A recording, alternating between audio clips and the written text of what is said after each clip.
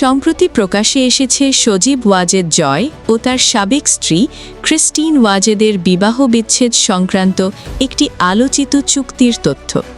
কাতার ভিত্তিক সংবাদ মাধ্যম আল জাজিরায়ের অনুসন্ধানী প্রতিবেদনে উঠে এসেছে এই আর্থিক ও ব্যবসায়িক সমঝোতার নানা দিক। ফাঁসোয়া ২২ পৃষ্ঠার নথিতে উল্লেখ রয়েছে, বিচ্ছেদের অংশ হিসেবে বিপুল পরিমাণ আর্থিক সমঝোতা হয়েছে দুই পক্ষের মধ্যে।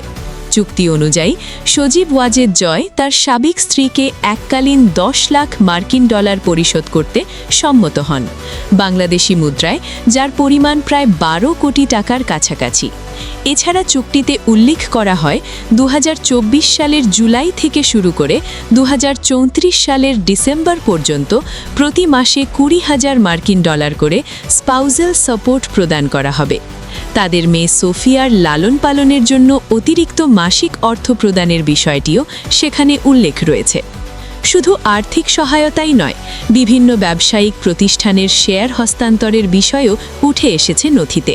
বিশেষ করে ডিজিকন টেকনোলজিজ লিমিটেড এবং ফিনটেক সলিউশনস লিমিটেডের ৫০% শেয়ার সাবেক স্ত্রীর নামে দেওয়ার কথা উল্লেখ করা হয়েছে।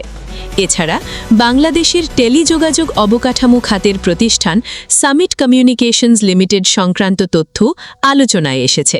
চুক্তিতে বলা হয়েছে, ভবিষ্যতে ওই প্রতিষ্ঠানের শেয়ার বিক্রি বা বড় অঙ্কের লভ্যাংশ এলে তার একটি অংশ মিস সোফিয়ার নামে গঠিত ট্রাস্টে জমা রাখা হবে।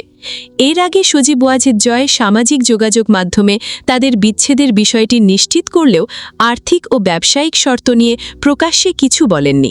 তবে এই নথি প্রকাশের পর নতুন করে শুরু হয়েছে আলোচনা ও বিতর্ক।